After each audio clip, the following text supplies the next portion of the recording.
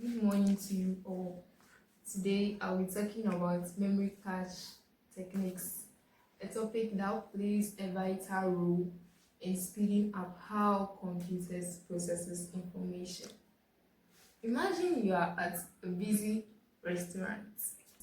The chef is cooking non-stop, but each time they need ingredients, they have to walk out to the storage room at the back of the building. That wastes a lot of time. So what do? They keep the most used ingredients, salt, onions, oil, right on the counter, within reach. That's how they speed up the cooking. That's exactly how cache memory works in a computer. It keeps the most needed data close to the CPU, just like the chefs. I'll be explaining the three main cache mapping techniques used in computer systems. The first section we'll be looking at is the direct mapping. And the direct mapping, it's a cache mapping technique where each block of main memory can go to only one specific location in the cache. In other words, there is a fixed relationship between memory addresses and cache locations. So let's say we have 8 cache lines numbered 0 to 7 and a memory block numbered 11. We then apply the formula 11 mod 8 is equal to 3. So the memory block 11 will always go into the cache line 3. If later the memory block 19 comes in, then the formula is going to be 19 mod 8 is equal to 3. So with the direct mapping, the advantages associated is that it's fast and reliable, and it has low hardware costs. And with the disadvantages, it has no flexibility. So then let's move to the opposite and fully associative mapping. Let's take a look at the definition. Any block of memory can be stored in any line of the cache. There is no fixed location. So that means that with the set associative mapping, and with that, any block of memory can be stored in any line of the cache. That means there is no fixed location. Let's take a look at the pros and cons of the fully associative mapping.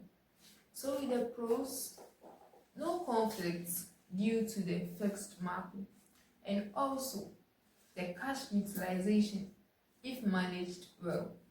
Now with the cons, the fully associative mapping needs complex hardware to search all cache lines, and it's also slower and costly due to parallel.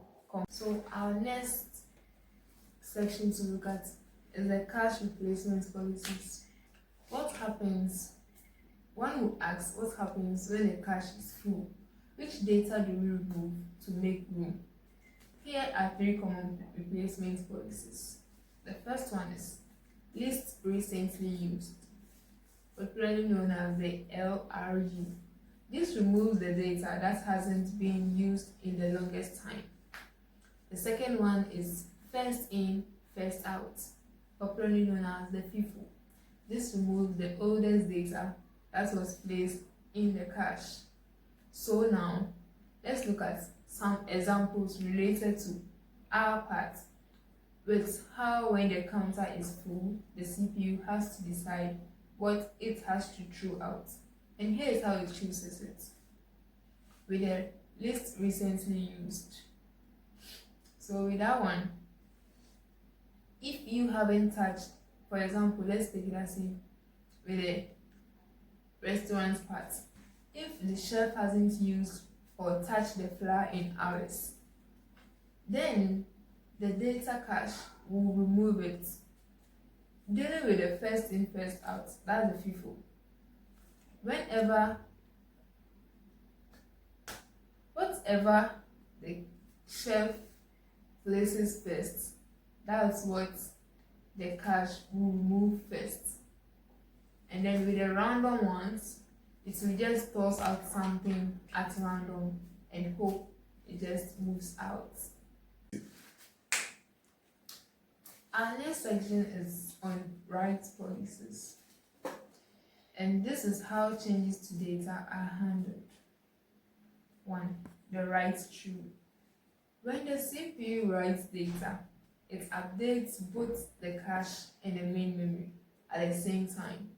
It's safe but can be very slow. Second one is write back.